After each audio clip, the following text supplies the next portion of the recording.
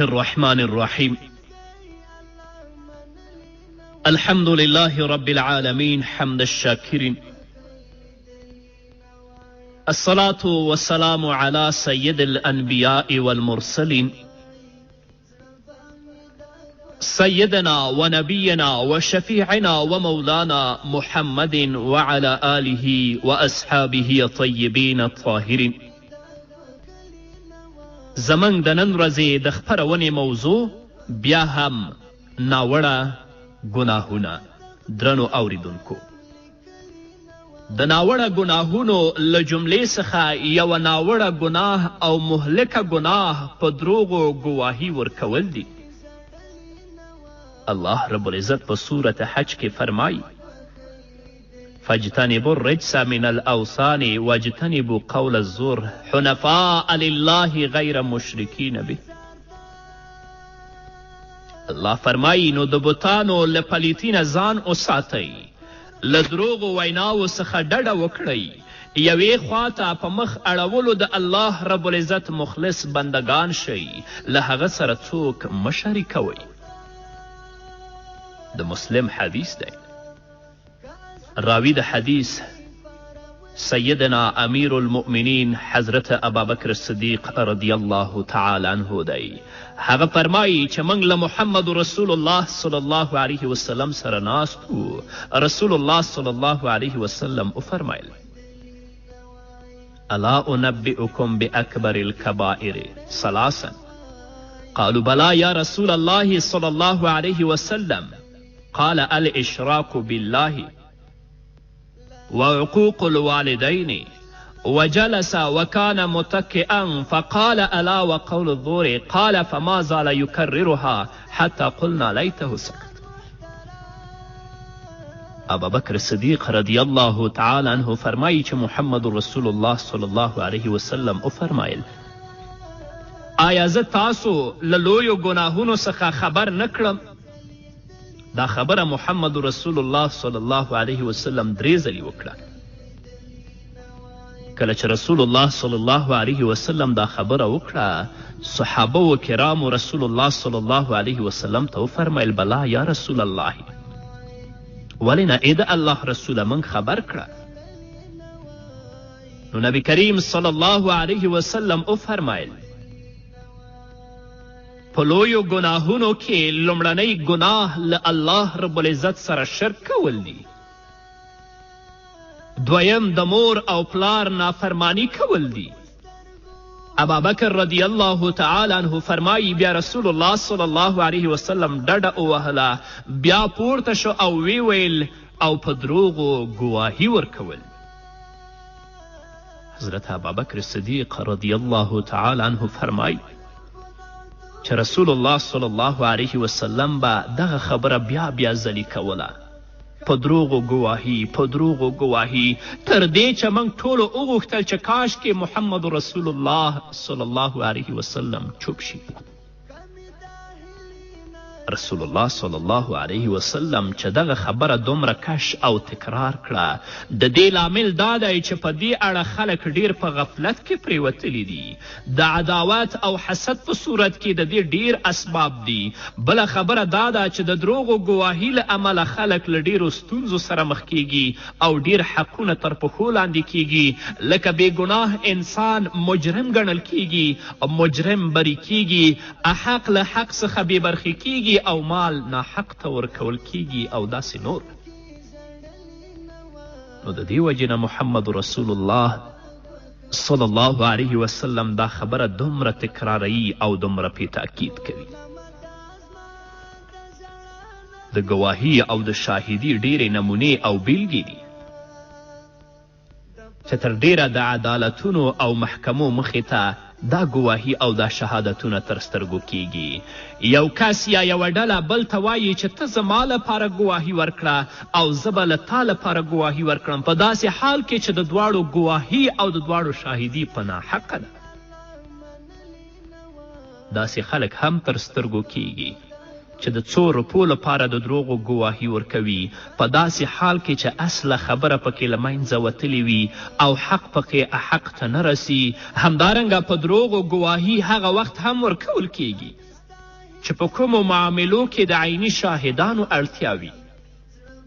دوی دا معامله په داسې حال کې کوي چې ګواهي ورکوونکي او مجرم همدا اوس د همدې محکمې په دهلیز کې سره لیدلی وي چې دغه کار په اصل کې دروغ او دوکه ده. دا چې ګواهي هم یو له اړینو او معتبرو ارزښتونو څخه ده، نو په کار ده چې داسې ګواه وړاندې کړی شي چې رښتینی او صادق وي، لکه چې الله رب العزت په صورت یوسف کې فرمایي وما شهدنا الا بما علمنا، څه چې موږ ته معلوم شوي همغه بیانو. خو نن ورځ ځینې خلک چې د الله نه نه ویریږي، د قبر حالات، د حساب او د کتاب ورځې له یاده ویستلې، د هغو نه غافله دي، بس د دروغو ګواهي خپله دنده ګرځولې وي چې د چا نه څه حرامې او مردارې پیسې واخلي او د دروغو ګواهي ورکړي، د هغه چا چې حقه حق وي هغه د هغه لاس نه وباسي او د یو ناحق په لاس کې وغورځوي. همدارنګه درنو اوریدونکو، د ناوړه ګناهونو له جملې څخه یوه ناوړه ګناه او مهلکه ګناه د موسیقي او د سندرو اوریدل، همدارنګه د ډول او د باجې غږول دي. الله رب العزت په سورة لقمان کې 6 آیت کې فرمایي ومن الناس من يشتري لهو الحديث ليضل عن سبيل الله بغير علم ويتخذها هزوا اولئک لهم عذاب مهین. الله فرمایي او له همدې انسانانو څخه داسې څوک هم شته چې بابیزه یا عبس خبرې پیري چې خلک د الله له لارې په بېعلمي سره ګمراه کړي او د دغې لارې په بلنې پورې مسخرې وکړي، د دغسې خلکو لپاره سخت سپکوونکی عذاب دی.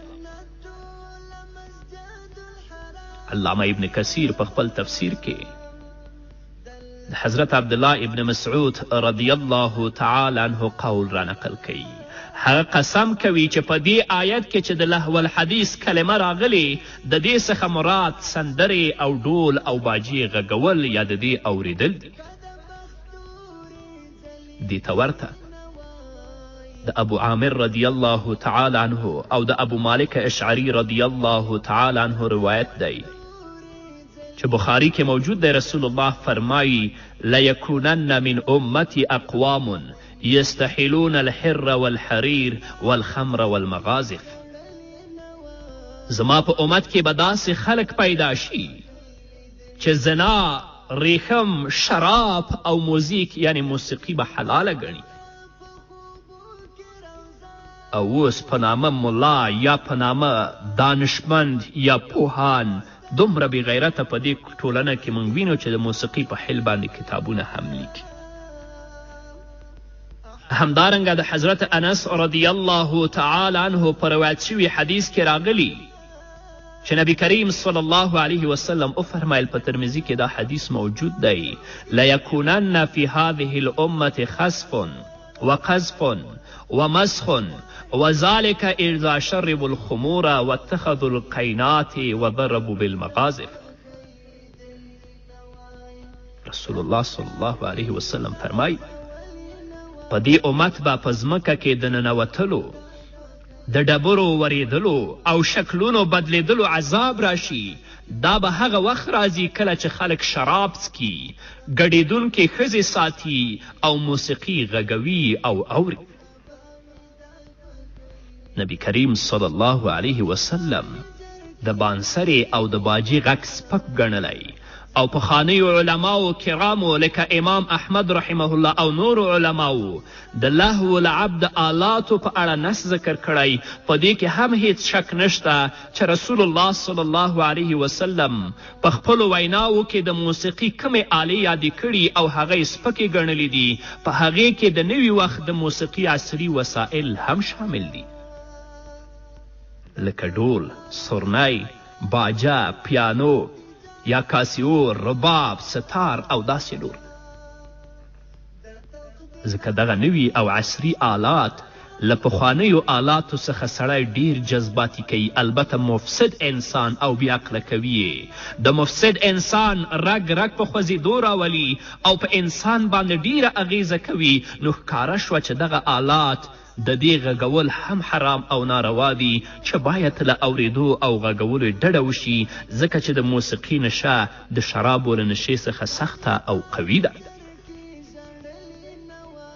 امام ابن قیم رحمه الله او نورو امامانو په دې اړه په خپلو کتابونو کې ښه پوره وضاحت کړی. په دې کې هم شک نشته چې کله د ډول او باجې سره او یا له کومې بلې آلې سره د کم بدکاره او مفسد سړي یا مفسدې ښځې آواز یو ځای شي نو ګناه یې نوره هم ډیریږي. خو انسان د ګناه اوج ته هغه وخت رسوي چې کله له موسیقي او سندرو سره په لنډو تنګو او نریو جامو کې ډمې او